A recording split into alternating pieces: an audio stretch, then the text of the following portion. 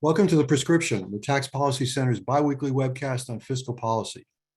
This is one of a series of conversations with state, local, and federal government officials, as well as leading economists and other experts. I'm your host, Howard Gleckman, a senior fellow at TPC and editor of our blog, TaxVox. My guest today is Kim Clausing. Kim holds the Eric M. Zolt Chair in Tax Law and Policy at UCLA.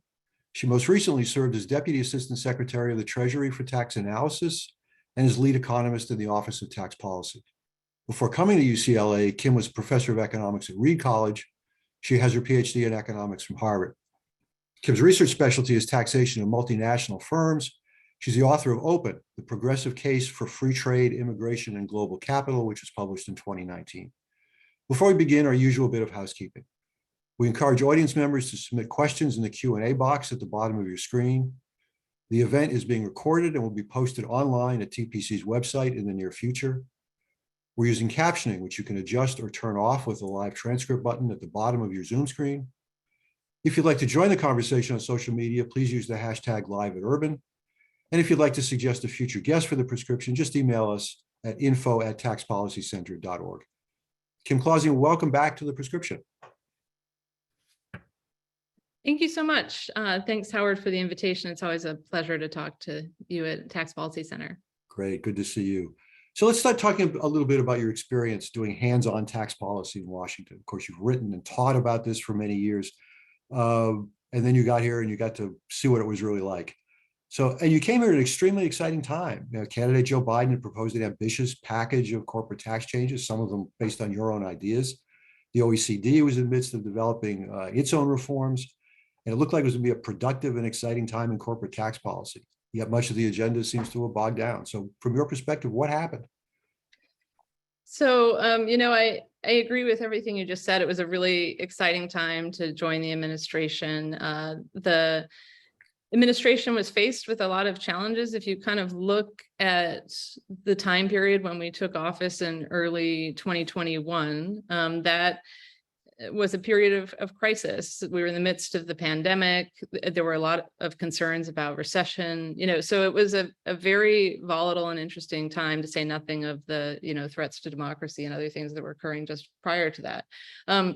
The first 100 days of the administration, I think, were a time of incredible focus, where we put together these international and domestic tax plans that came out as first as the American Jobs Plan and the American Families Plan, and then as the president's budget. And those were really formative in the legislation that the House passed in November. And so I think that time was incredibly gratifying to put all of this together. And the staff at the Office of Tax Analysis and the Office of Tax Policy are just an incredible contributors to that effort, and it was such a pleasure to lead them. I mean, I do think it's a very challenging time to make tax policy, in part because the margins in Congress are very, very tight, right? So, and as you know, tax policy at this moment isn't really a particularly bipartisan thing. The Tax Cuts and Jobs Act passed, for instance, without a single Democratic vote.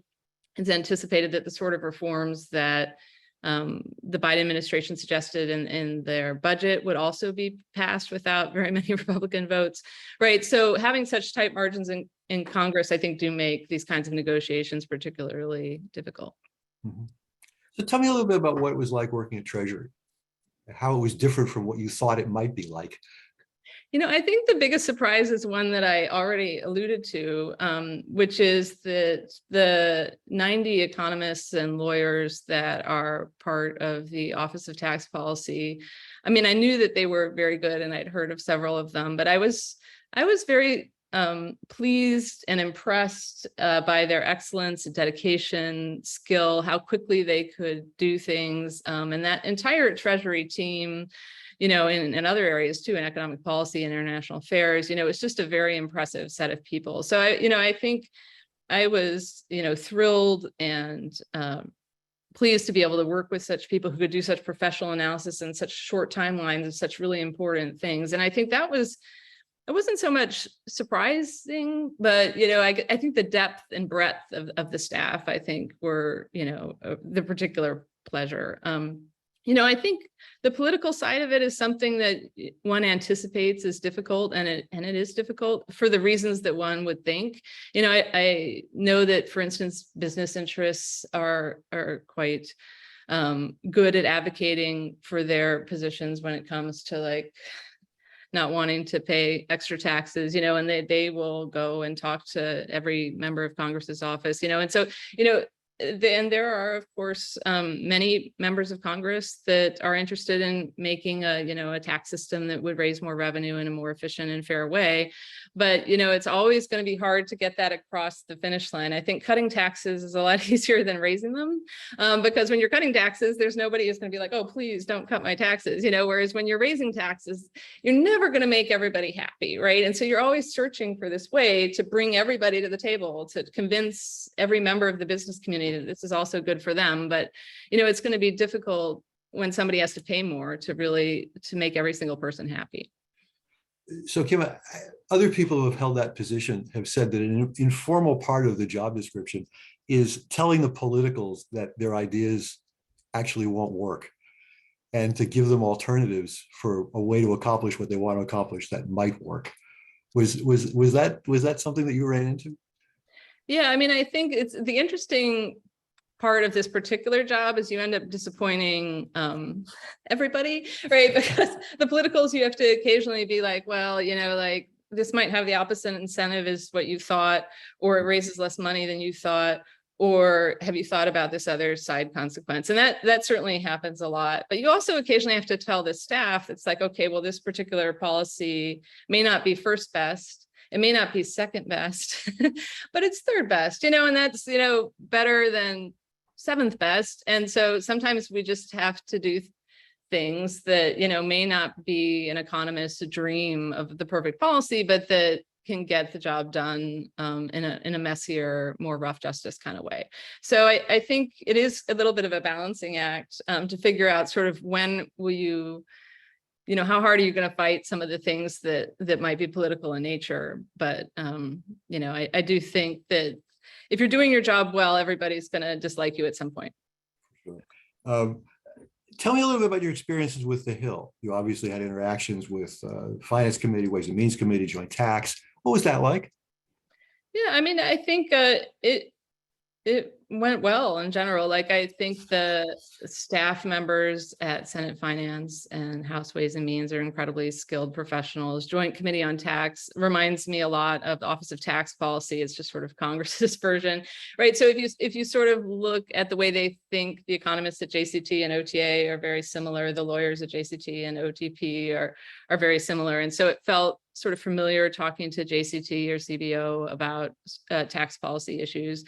And in general, I think those relations were quite smooth. We tried to make sure that there was communication so that people weren't, surprised by elements of the president's budget, and that we could work together as best as possible to try to get some of these agenda items through. And I think in general, it was a very, productive relationship.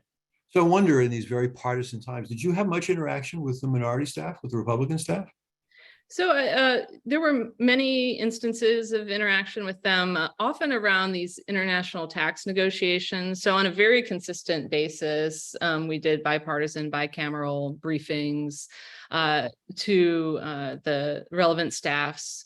And I think that those conversations were very productive and in fact informed some of the negotiating positions that the administration took in the context of those international tax conversations.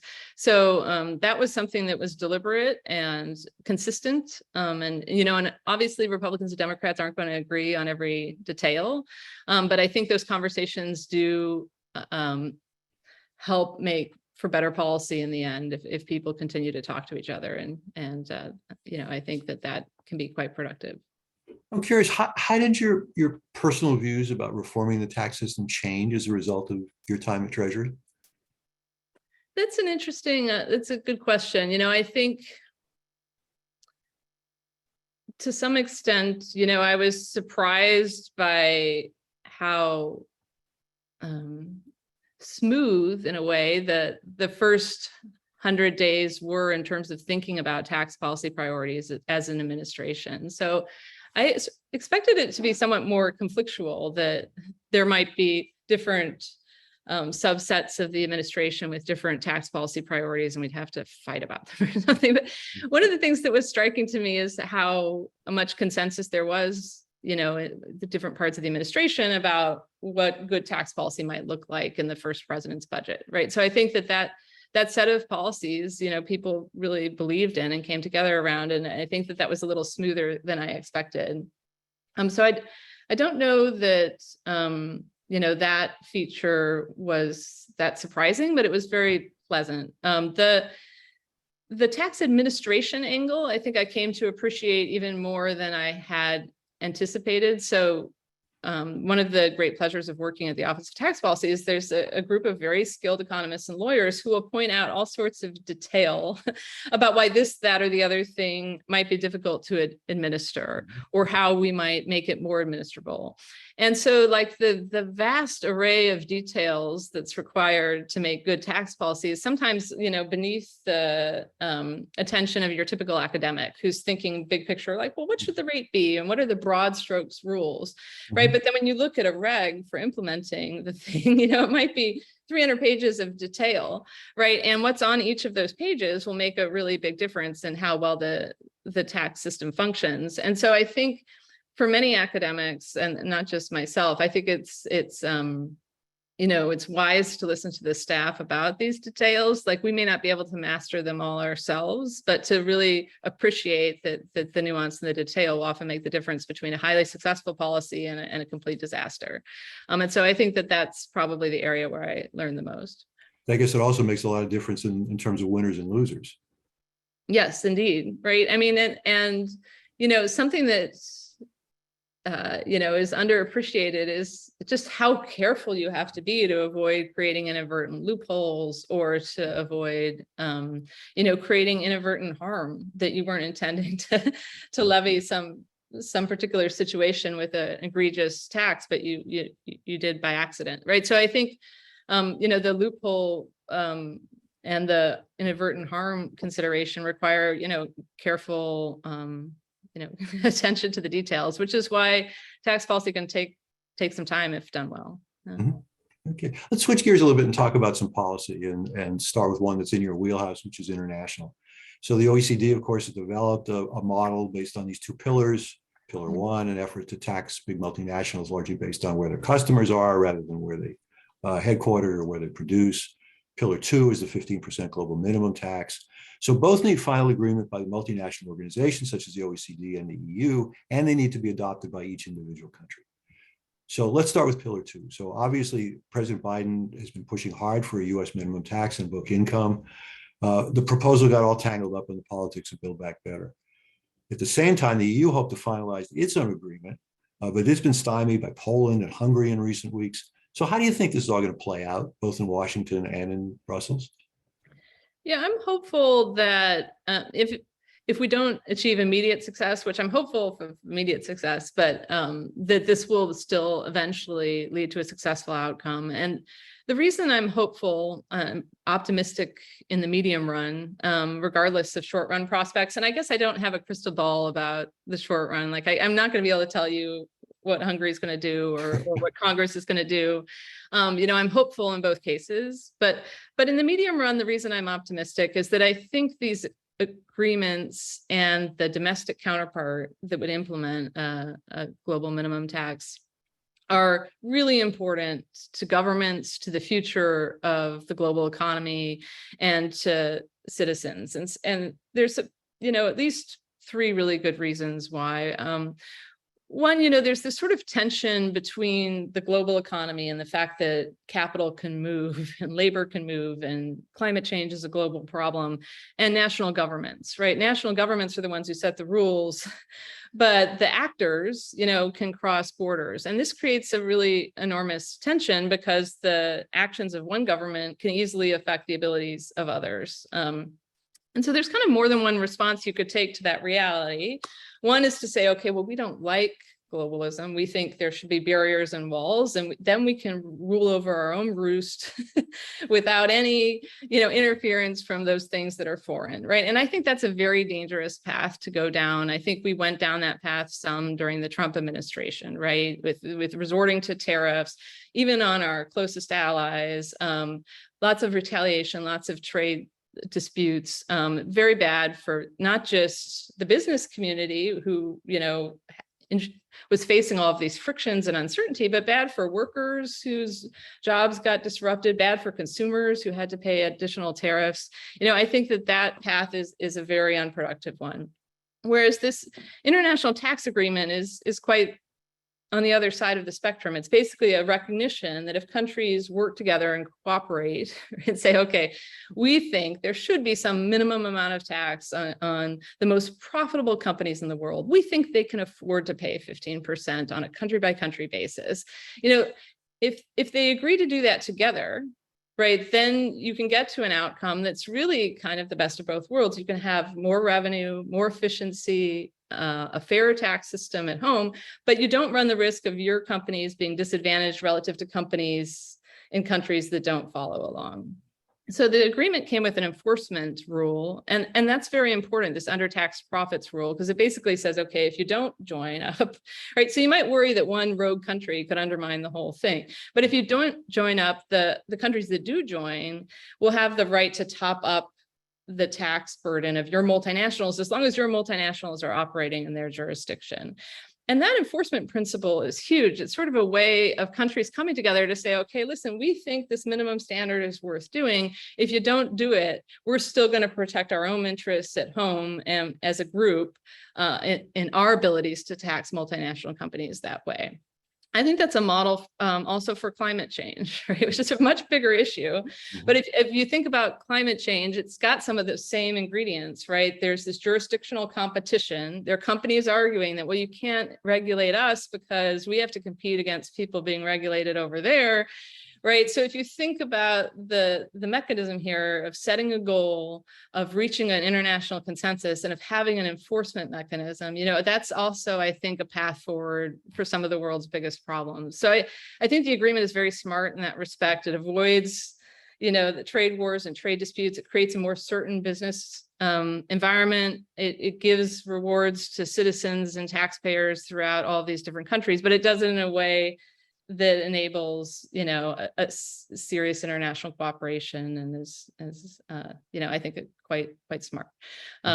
So I'm hopeful that given all of those advantages, the countries will want to adopt, and that the countries that have the courage to lead in this area will easily find followers because of this enforcement principle. So if the EU summons the courage to lead, or if the US Congress summons the courage to lead, right, we can expect the other to follow immediately, because these enforcement mechanisms are really strong. And so we don't need all 137 countries that signed the deal to go forward. We just need a few good, smart, wise leaders, and then that should build the momentum from there. So that leads to the question, how important is it for Congress to enact the US version? And if it doesn't, would other countries move before us? Yeah, I think it is quite important. I think it's, the United States has a tradition of leading the world in a lot of areas, and acting as an example that other countries can follow. And I think it would be useful for us to lead in this area too. If Congress doesn't adopt, that doesn't prevent the European Union and Japan and others from moving forward in this area, at which point I think Congress would see that it's in the US interest to adopt, because otherwise our companies will also get hit by this enforcement principle. So I'm very hopeful that we'll lead in this area. I think the United States is in a great position to lead. We are the home of the most profitable and successful multinational companies in the world. And we have been for decades, despite our tax environment, or because of our tax environment, or we have many advantages in this country that have led to a highly successful corporate community.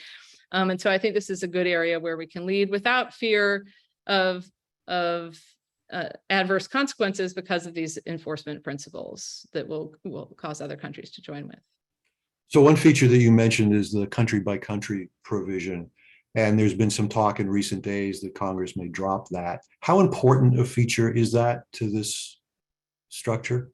Yeah, that's an absolutely essential feature. And there's a reason that this is a core principle of that Pillar 2 agreement. And so let's take a US perspective and think about why this is an important feature. If you look at the current law GILTI, or if you look at dropping the country by country and doing something similar at a slightly higher rate, you run the risk of what I've described as an America Last tax policy. So not only are you going to lose revenue to zero tax rate countries, which will still have an incentive to have zero tax rates under a globally blended version, but because companies can blend income from high tax and low tax foreign jurisdictions and get to a better rate than they have here in the United States, you actually are also giving a tax preference to income in Germany and Japan and other high tax countries relative to US income. Because if you imagine you're a US multinational and you've got some money in Japan, that's better than money in the United States, because the Japan income can be blended with the zero tax Bermuda income and get to a lower rate than the Ohio income or the Indiana income would get, right? So that blending not only perpetuates the race to the bottom and that there will always be an incentive to have zero tax rate countries, but it also really is just like shooting yourself in the foot with respect to all foreign income, because you're saying, okay, this is the United States going to be the worst place to earn the income. Earn it in a high tax country abroad and earn it in a low tax country abroad. You can blend it and get the discount, but if you earn it at home, no discount for you. So I think it would be foolhardy to drop that part. Quick question about the domestic version of a book minimum tax. There are a lot of critics who say it's not workable, it's inefficient, it's administratively complex, it's subject to gaming, and that it would be much easier if you want to get rid of preferences, just get rid of preferences. Maybe this goes back to what you're saying before about second or third best choices, but how do you look at that? Yeah, so I guess there's two ways to look at it. As an economist would look at it, and a sort of more subtle way that might look at political economy considerations. I think the strongest argument for this is a political economy one. It's basically says, you know, the tax code got chock full of various preferences. Some of them we might truly believe in. Some of them might have been misguided. But we don't necessarily trust that the policymakers have the courage to take each one away, right? Because it'll be sort of like death by 1,000 cuts. Every time you take away something that somebody likes, they're going to get mad at you. And so if you take away 1,000 things that people like, 1,000 people get mad at you. You know, like, so rather than do that really difficult thing, right, you basically say, okay, that's too hard. We can't alienate all those people. So we're just going to say, like, okay, take all the preferences you want, but if you get your tax rate below some level, you still have to pay, right? And so I think you're exactly right at characterizing this as not first or second best, right? You know, a logical person viewing it from the outside would say, well, obviously, if you don't like some of the tax preferences, target those and get rid of them. I think the difficulty is that that's sometimes harder to do than it seems, right? But clearly, if you were in the classroom, this wouldn't be your first choice, because you'd be like, okay, well, these are the three preferences we don't like. Let's get rid of those three and we'll keep these two. And then voila, if companies get a lower tax rate because they're using the two that we really like, that's okay. But I think, unfortunately, as you know better than I, you know, politics get in the way a lot. For sure. So let me ask you quickly about Pillar 1. It's gotten a little less attention, but I think really interesting. So part of the genesis of this is digital services taxes that many countries are imposing on US tech companies. Do you think that the politics of this has changed in any ways? There's been some suggestion that maybe the US-based multinationals might be more willing to look at an international structure rather than having to deal with country by country digital services taxes. Do you buy that argument? Do you think the politics of this is changing some? Yeah, I think it should be changing some, and I see some evidence that it's changing some. The countries that have implemented digital services taxes in the past have a point, in the sense that they're basically saying, okay, we think these big companies that earn profits based in part on the market of our jurisdiction should have to pay something here. And their argument is like, very sensible from an economist's perspective. The demand side of the market creates value just like the supply side does. So if, our consumers and our users of these products are, creating demand, then our market should get to have some of the tax revenue that's associated with the resulting profits. Now, you'll notice that argument actually holds for all goods, not just digital goods, right? We might say, okay, well, Google doesn't have a physical presence in this country, but it still raises revenue associated with the fact that the citizens of that country use the search engine and therefore they can sell more ads, right? Like, so that's an argument that digital is different because the physical presence won't be generated, but you can sell goods into markets as well without a physical presence, right? And so if we stop and think about it, there's really no reason to draw a line between digital and non-digital. Like in every good, it's the case that the market is generating some of the value, and the metaphor that Marshall used, centuries ago to describe this is it's like two blades of a scissor cutting a paper. You don't know which blade is cutting the paper. Both supply and demand create value. So there's no reason to think that the demand side shouldn't be entitled to some of the tax revenue too.